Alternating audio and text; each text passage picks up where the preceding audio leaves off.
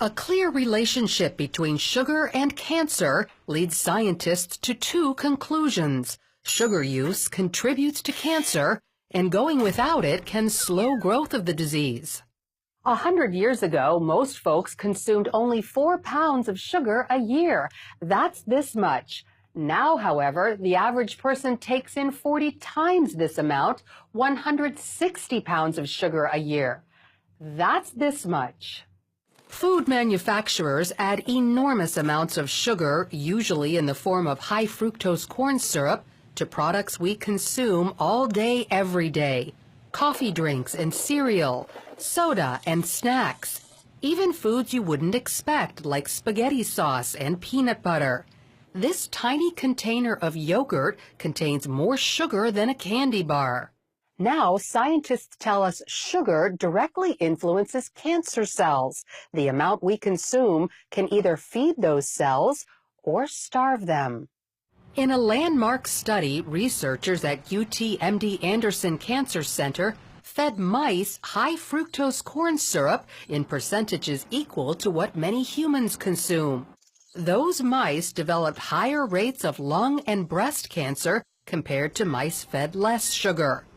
The study also tells us something about people who already have cancer.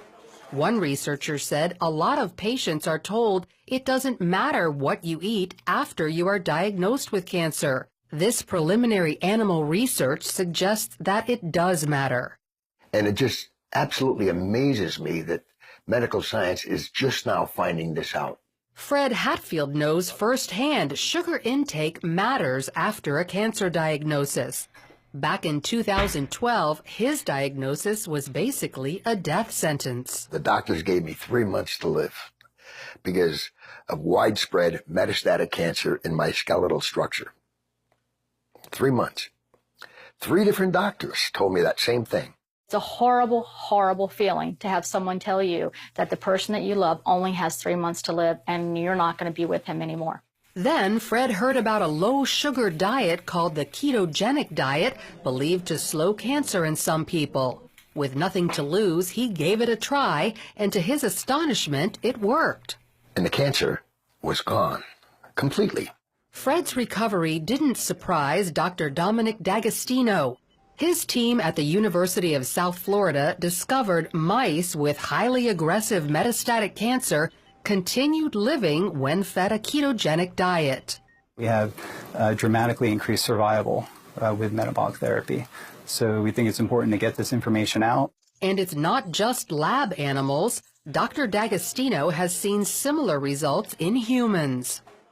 I've been in correspondence with a number of people, probably at least a dozen people, and over the last 1.5 to 2 years, and all of them are still alive, so despite the odds. And so this is very encouraging. The ketogenic diet means no sugar and no starchy carbohydrates like bread and pasta that convert to sugar.